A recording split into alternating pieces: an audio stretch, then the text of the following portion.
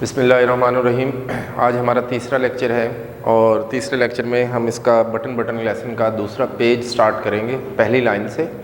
इससे पहले हम पढ़ चुके हैं कि नॉर्मा को अपने घर के बाहर से एक डिब्बा मिला जो पड़ा हुआ था। वो उसको अंदर लेके जाती है और उसको वहाँ पर रखती है और उसको खोलती है और उस पर देखती है कि एक फोल्डेड पीस ऑफ पेपर था और उस फोल्डेड पीस ऑफ पेपर पे सिर्फ यही लिखा हुआ था कि mister Stewart will call on you at 8 PM, कि वो 8 बजे मिलने के लिए आएगा। और वो आता है 8 बजे, ठीक राइट टाइम पे 8 बजे वो उससे मिलने के लिए आता है। और वो उसे थोड़ा सा नाराज़ भी है क्योंकि उसने उसे बताया था, लेकिन नॉर्मा ने उसे रिस्पॉन्स जो था वो ना दिया था। लेकिन अभी तक वो बाहर ही खड़ा है, नॉर्मा ने उसको अंदर नहीं बुलाया। तो they were discussing about the button, तो वो बटन के बारे में डिस्कस कर रहे थे। आज हम जहाँ से पढ़ रहे हैं तो वहाँ है, पहली लाइन है हमारे पास, it wouldn't take long to explain. इसको वजाहत करने में ज़्यादा देर नहीं लगेगी। वहाँ पर उसने, जैसे हमने लास्ट लेक्चर में पढ़ा था, एक कंट्रैक्शन की है। वो कंट्रैक्शन कौन सी है? वो लिखा हुआ है, ये वाला वर्ड जो है वो लिखा गया, ये दरमियान में जो एपोस्ट्रोफी डाल के टी लिखा गया है, ये कंट्रैक्शन कहलाती है। किसी लफ्ज़ को जब हमने शॉर्ट करना होता है, सपोज हम एग्जांपल दे लेते हैं, हम ऐसे लिख लेते हैं, अब ये कंट्रैक्शन की हुई है। It can be given in many meanings. हम इसको मीनिंग ये दे सकते हैं, इट इज़ भी कंसीडर कर सकते हैं, हम इसको इट हैज़ भी कंसीडर कर सकते हैं। इट मीन कि हम देखेंगे कि इसके आगे जो वर्ब लगा हुआ है, क्या वो नाउन है, प्रोनाउन है, या वो कोई वर्ब की थर्ड फॉर्म लगी हुई है। तो जिस तरह का कोई वर्ब या नाउन प्रोनाउन लगा होगा, हम उसके मुताबिक इसको प्रोनाउंस कर लेंगे। It wouldn't not long to explain, इसकी वजाहत करने में ज़्यादा देर नहीं लगेगी। कॉमा, हम देख रहे हैं कि जो एक्सप्लेन के नीचे जो कॉमा है वो इन्वर्टेड कॉमास के अंदर है, जैसे हमने रूल में पढ़ा था। Replied mister Stewart, mister Stewart ने जवाब दिया। अब अगर हम इस लाइन को देखते हैं तो लाइन में लिखा हुआ है it would not long to explain, ये इन्वर्टेड कॉमास के अंदर है। इसको हम बोलते हैं ये रिपोर्टेड स्पीच है, और जो रिपोर्टिंग स्पीच है वो बाद में लिखी गई। और जैसे कल हमने पढ़ा था सेंटेंस स्ट्रक्चर के बारे में, हमने पढ़ा था कि वर्ब भी पहले आ सकता है, सब्जेक्ट भी पहले आ सकता है। तो मिसेस स्टीवर्ट ने आगे क्वेश्चन किया, may I come in. Once again modal verb use किया गया, जो कि हमने कल पढ़ा था कि वो मॉडल वर्ब क्यों है, बिकॉज ऑफ 2 रीजंस, 2 वजूहात है उसकी। एक वजह मॉडल वर्ब के इसके बाद हमेशा वर्ब की फर्स्ट फॉर्म इस्तेमाल होती है। दूसरी वजह यह है कि हम इसको डिफरेंट पर्पसेस के लिए इस्तेमाल कर सकते हैं। If you are selling something, अगर तुम कुछ बेच रहे हुए तो। अब उसने सेंटेंस स्टार्ट कर रहा है किससे? इफ से स्टार्ट कर रहा है। जब उसने सेंटेंस को इफ से स्टार्ट किया है तो इट मीन कि ये कंडीशनल सेंटेंस होगा। अब कंडीशनल सेंटेंस उसने लिखा है, कंडीशनल सेंटेंस लिखने के बाद उसने बात को अधूरा छोड़ दिया और इस पूरे सेंटेंस के आखिर पर एक लाइन लगाई, जो कि सबऑर्डिनेट क्लॉज है। एक लाइन लगा के यहाँ वो लगाता है कॉमा और इसको बंद करता है इन्वर्टेड कॉमाज में। इसका मतलब इसके बाद की क्लॉज उसने छोड़ दी है। ये इंटोनेशन से हम कि अगर तुम बेच रहे हुए तो मैं तुम्हें अंदर नहीं आने देता या समथिंग। अब ये लाइन को लाइन नहीं है, बल्कि ये क्या है, ये हमारे पास होते हैं एलिप्सिस, हम इनको कहते हैं, ये एलिप्सिस है। हम इन एलिप्सिस को जब लिखते हैं, 3 डॉट्स होते हैं हमारे पास। जब हम इन एलिप्सिस को लिखते हैं तो ये प्रिंटिंग में उसने उसके लिए लाइन लगा दी। आथर सेड, आथर ने कहा, Mrs Stewart shook his head, ये हम पहले पढ़ चुके हैं। इससे पहले हमने स्टडी किया था, देयर वर 2 वर्ड, एक ये है और एक वर्ड हमारे पास ये है। इसका हमने पढ़ा था कि ये क्या होता है, नफ़ी में सर हिलाना, और इसका क्या होता है, हाँ में सर हिलाना। यानी ये जेस्चर्स हैं जो हमें यहाँ पर बयान किया गया। आई एम नॉट, अब देखें, मैं नहीं। अब इसकी ट्रांसलेशन हम कैसे करेंगे? मैं नहीं, ये कोई ट्रांसलेशन बनती नहीं है, इलिप्टिकल सेंटेंस है। आगे से उसने बात छोड़ दी क्योंकि पिछली बात हम इसके साथ रिलेट करेंगे। ये सेंटेंस होना चाहिए था I am not selling anything. वो जो सेलिंग एनीथिंग है वो पीछे रिलेट करना है, उसको रिलेट करके इसने बात छोड़ दिया कि मैं, हम इसकी ट्रांसलेशन जब लिखेंगे तो लिखेंगे मैं कुछ नहीं बेच रहा।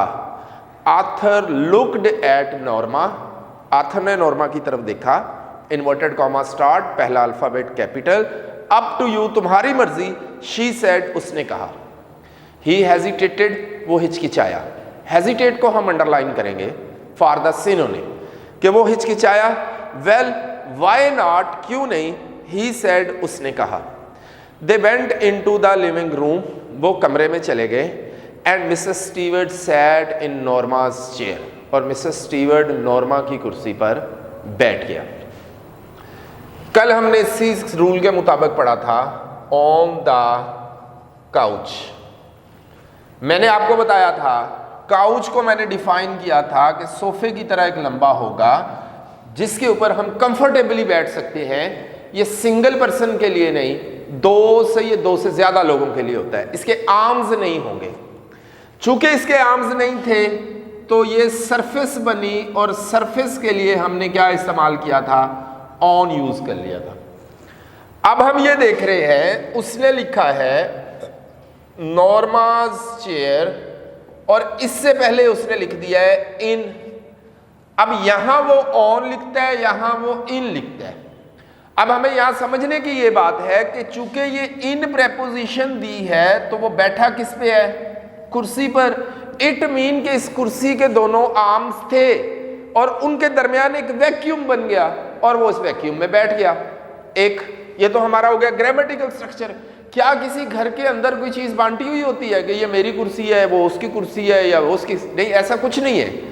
बल्कि ये था क्या, ये था ये कि नॉर्मा पहले उस चेयर पे बैठी थी, अब जाके स्टीवर्ट जो था वो उस जगह पर बैठ गया। He reached into an inside coat pocket. पहले हम यहां पर इस वर्ब को देखते हैं, फिर हम इसकी ट्रांसलेशन करेंगे। यहां पर वर्ब लगा है हमारे पास रीच्ड। अब रीच्ड को अगर मैं सेंटेंस में यूज करूंगा, मैं लिखता हूं ही रीच्ड मुल्तान। मैंने ये सेंटेंस लिख दिया। अब आप देख रहे हैं कि ये जो मैंने रीच लिखा है इसके बाद डायरेक्टली मैंने उसकी डेस्टिनेशन लिखी है, नो प्रेपोजिशन। इसका मतलब ये हुआ कि रीच अपने बाद कोई भी प्रेपोजिशन फॉलो नहीं करता। जब रीच प्रेपोजिशन फॉलो नहीं करता तो उसने यहां पर क्या लिखा हुआ है, ही रीच्ड इनटू लिख दिया उसने। एक इन प्रेपोजिशन टू कंबाइन करके लिखा। अब प्रेपोजिशन क्यों आ गई, ये एक्सेप्शन है, क्योंकि वो बैठा था नॉर्मा की कुर्सी पर। अब उसने क्या किया, अपना एक हाथ ऐसे उठाया, अपने उस कोट को उसने ऐसे किया और उसमें उसने हाथ डाल दिया। कोट पकड़ लिखा हुआ है ना, तो ये क्या हुई, ये विद इन बॉडी मूवमेंट कहलाती है।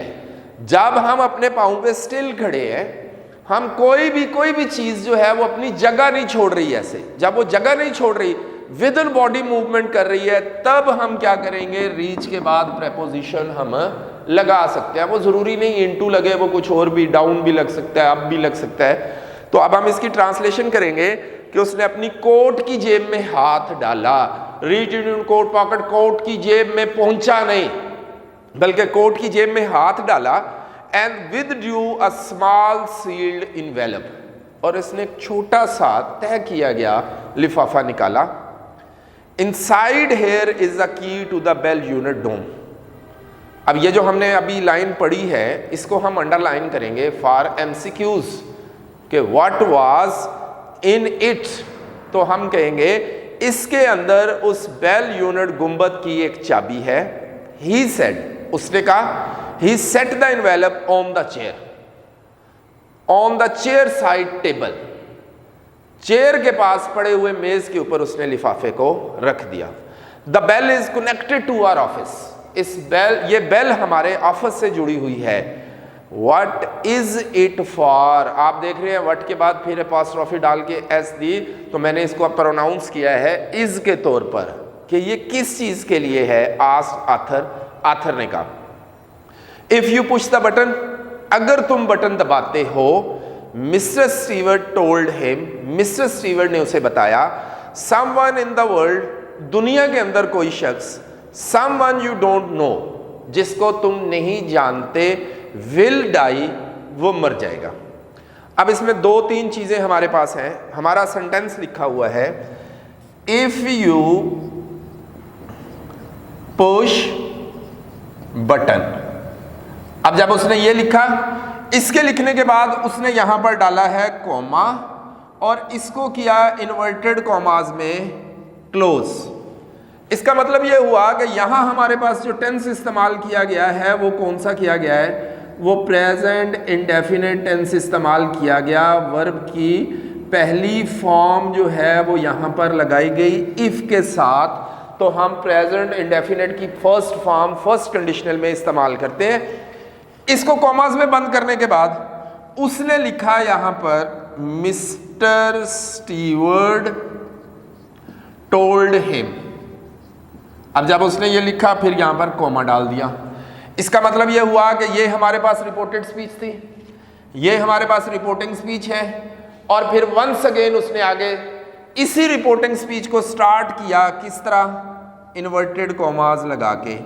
लेकिन इन्वर्टेड कॉमास लगा के उसने एक नया रूल मुतारफ करवाया।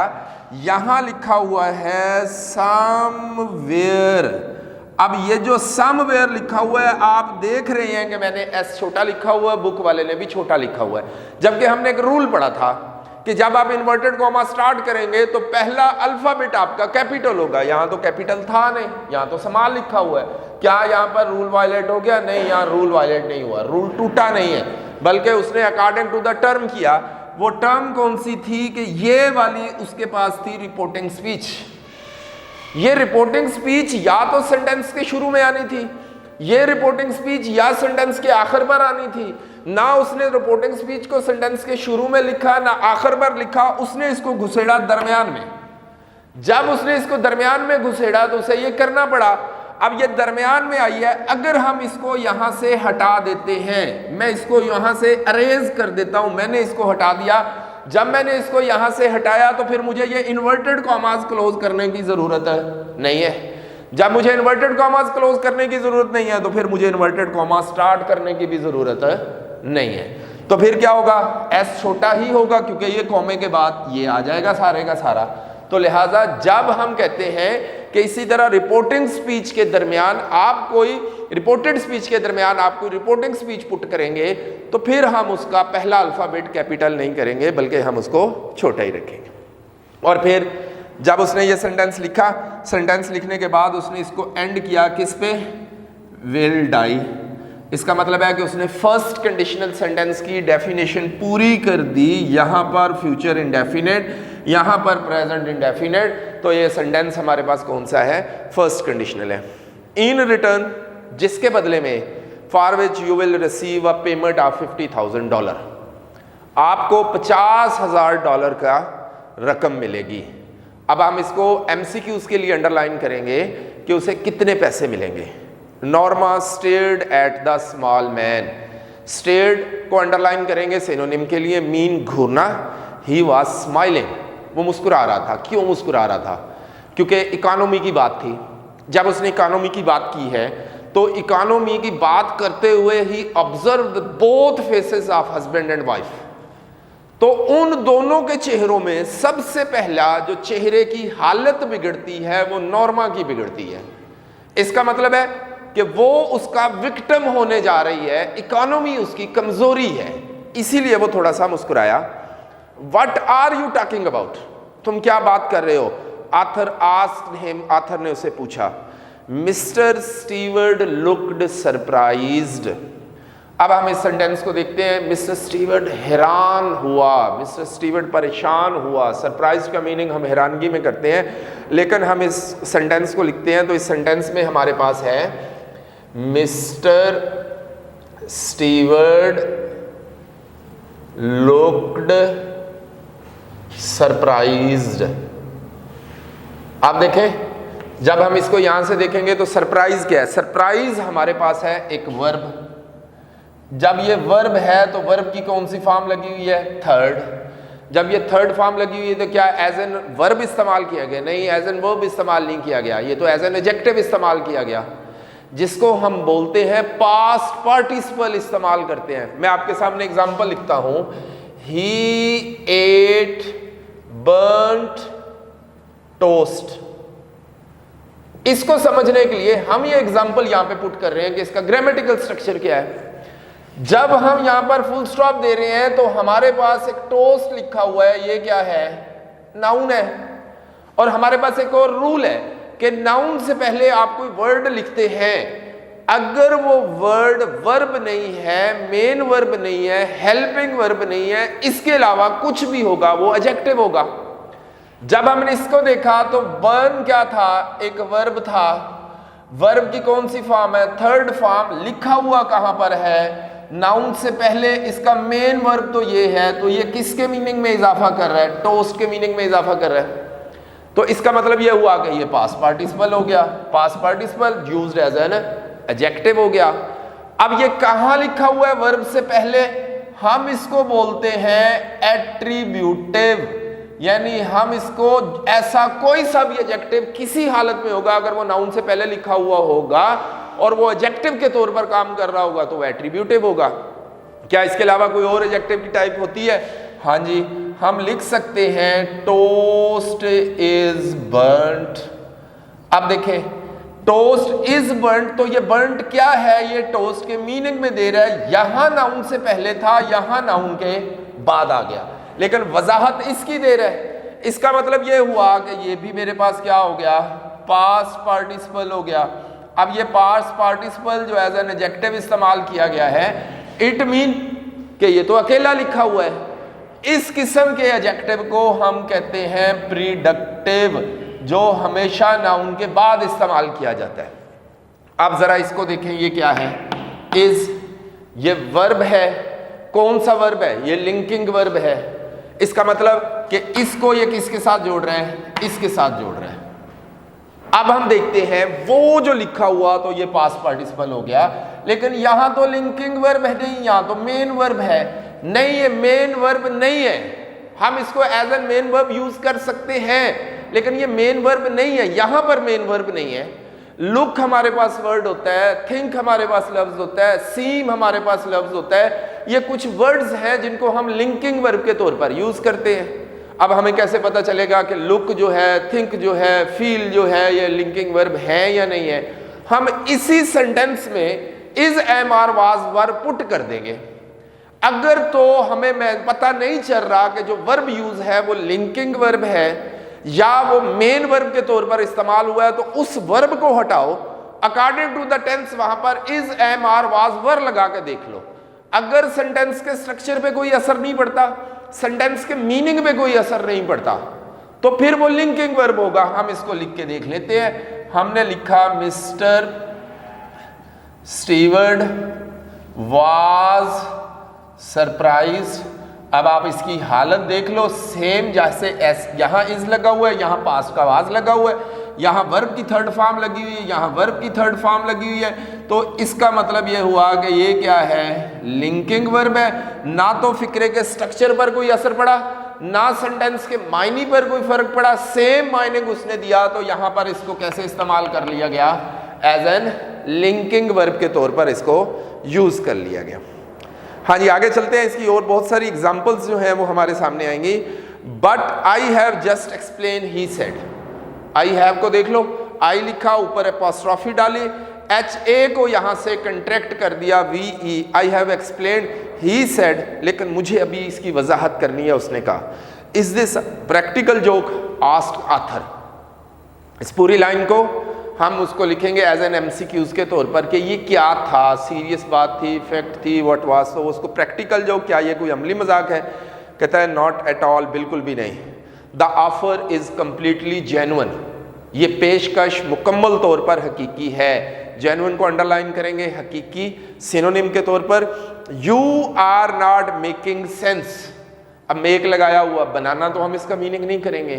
तुम अकल की बात नहीं कर रहे। आथर सेड, आथर ने कहा you expect us to believe. अब सेम उसी तरह जैसे ये मैंने आपको बताया कि तुम हमसे तवक्को करते हो कि हम यकीन करें। आगे एक लाइन लगी हुई है जो किस सूरत में है, एलिप्सिस में है। हाँ जी, तुम हमसे तवक्को करते हो कि हम यकीन करें। हु डू यू रिप्रेजेंट, तुम किसकी नुमाइंदगी करते हो? Demanded Norma. डिमांडेड को अंडरलाइन करेंगे एज ए सिनोनिम के तौर पर। नॉर्मा ने मुतालबा किया। Mister Stewart looked embarrassed. पहले तो एम्बैरेस्ड को अंडरलाइन करें, सिनोनिम के लिए शर्मिंदा होना, शर्मिंदगी महसूस करना। अब जरा इसके स्ट्रक्चर को देखें। मिस्टर स्टीवर्ट लुक्ड, अब सरप्राइज्ड की जगह पर दोबारा वर्ब जो चेंज किया गया है वो है एम्बैरेस्ड। तो आवाज लगा दो यहां पर, लुक्ड कैंसिल कर दो। मिस्टर स्टीवर्ट वाज एम्बैरेस्ड, ना तो उसके सेंटेंस पे कोई फर्क पड़ा ना उसके मीनिंग पे कोई फर्क पड़ा। इसका मतलब है वंस अगेन एक लिंकिंग वर्ब यूज किया गया। आई एम अफ्रेड, मुझे डर है। I am not at liberty, liberty को अंडरलाइन कर लें फॉर सिनोनिम, मुझे आज़ादी नहीं है टू टेल यू दैट, कि मैं तुम्हें यह बताऊं। ही सेड, उसने कहा। However I assure you, मैं आपको यकीन दिलाता हूं। The organisation is of international scope. इस पूरी लाइन को the organisation is of international scope, इसको अंडरलाइन करेंगे एमसीक्यूज के लिए। इट्स वेरी इंपॉर्टेंट लाइन कि ये ऑर्गेनाइजेशन जो थी वो कैसी थी।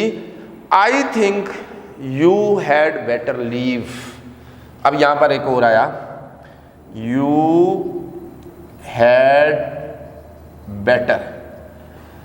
अब मैं इसकी फॉर्म चेंज करके लिखने, इसकी कंट्रैक्शन हटाने लगा हूं, यू हैड बेटर करने लगा हूं, और इसके बाद वर्ब की कौन सी फॉर्म लिखी हुई है, लीव। ये क्या है, इसके बाद वर्ब की फर्स्ट फॉर्म क्यों लगी हुई है? जैसे हमने मॉडल वर्ब में पढ़ा था कि मॉडल वर्ब के बाद हमेशा वर्ब की फर्स्ट फॉर्म इस्तेमाल होती है, हम यहां भी पढ़ रहे हैं। अब ये मॉडल वर्ब नहीं है, हम इसको कंसीडर करते हैं कि ये सेमी मॉडल वर्ब है, और सेमी मॉडल वर्ब के बाद भी हमेशा वर्ब की कौन सी फॉर्म इस्तेमाल होती है, फर्स्ट फॉर्म इस्तेमाल होती है। अच्छा, इसके अलावा और भी सेमी मॉडल वर्ब्स हैं, जैसे ही हमारे वो किसी सेंटेंस में आते हैं तो हम उनको देखते हैं। आर्थर सेड स्टैंडिंग, आर्थर ने खड़े होते हुए कहा। Mister Stewart rose, mister Stewart खड़ा हुआ, of course, and take your button unit with you, और अपने बटन यूनिट को अपने साथ ले जाओ। आर यू श्योर, क्या तुम्हें यकीन है? You wouldn't care to think it about it for a day or so, तुम्हें 1 या 2 दिन के बारे में, इसके बारे में सोचने वाले नहीं। Arthur picked up the button unit, Arthur ने बटन यूनिट को उठाया, एंड द इन्वेलप, और लिफाफे को उठाया, and thrust them into Mrs Stewart's hand, और इसको मिसेस स्टीवर्ट के हाथों में थमा दिया।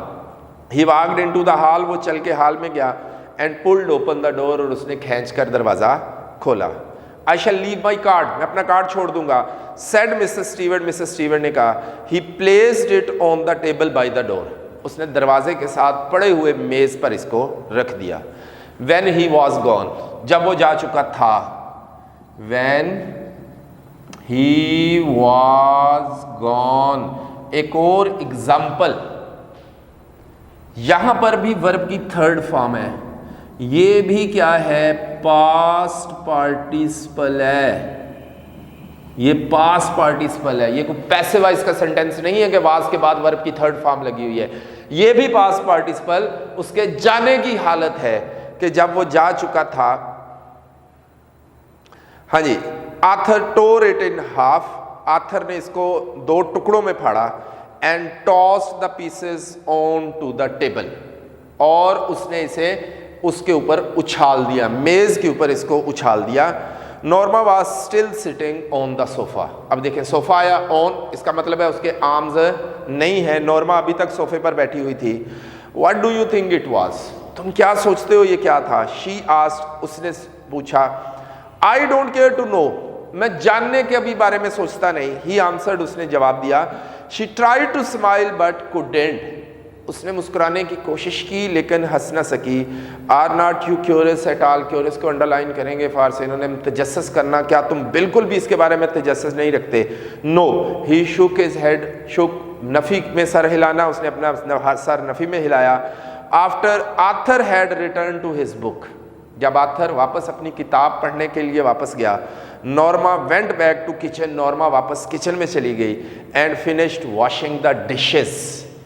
अब हमारी कुछ हेल्पिंग बुक्स हैं, उन्होंने इसको क्या लिखा है, डिशेस की ट्रांसलेशन डिशेस में कर दी, खाना खाया था, खाना डिशेस में तो खाया नहीं जाता, पड़ा होता है वहाँ पर। डिशेस में हम डाल के ला सकते हैं, लेकिन रोटी सालन हर चीज़ तो डिशेस में नहीं होगी। यहाँ पर इसका जो मीनिंग बनेगा, डिशेस का मतलब बनेगा बर्तन। नॉर्मा ने अपने बर्तन धोना ख़त्म किया। Why wouldn't you talk about it, तुम इसके बारे में बात क्यों नहीं करते? नॉर्मा ने पूछा। Arthur's eyes shifted as he brushed his teeth, Arthur ने अपनी नजर फेरी, आंखें नहीं शिफ्ट हुई। एक जगह पे लिखा हुआ है कि आर्थर ने अपनी आंखें मुंतकिल की, आंखें उसकी जहां है वहीं रहेंगी ना, वहां से उठा के वो शीशे पे दीवार पे तो नहीं फेंकेगा। उसने अपनी नजर को फेरा। As he brushed his teeth, जब वो दांत ब्रश कर रहा था, he looked at her reflection. Reflection को अंडरलाइन करें सिनोनिम के लिए, उसने उसका अक्स देखा in the bathroom mirror, bathroom के शीशे में। यानी ऐसे खड़ा था, दांत ब्रश कर रहा था, सामने उसके शीशा था, पीछे से नॉर्मा खड़ी थी। उसने उससे क्वेश्चन किया, तो जैसे ही उसने क्वेश्चन किया, he was seeing his face, पहले अपना चेहरा देख रहा था, तो जो मिरर में उसका रिफ्लेक्शन आ रहा था, अक्स आ रहा था, उसने उस तरफ नजर फेरी। Doesn't it intrigue you, intrigue को अंडरलाइन करेंगे, क्या ये तुम्हें तजस्सुस में नहीं डालता? इट ऑफेंड्स मी, ऑफेंड को अंडरलाइन करेंगे सिनोनिम, ये मुझे तंग करता है, तकलीफ देता है, नाराज करता है। आर्थर सेड, आर्थर ने कहा। इसी के साथ हमारा सेकंड पेज खत्म हो गया। थर्ड पेज के लिए हम इंशाल्लाह नेक्स्ट लेक्चर में मिलते हैं। अल्लाह।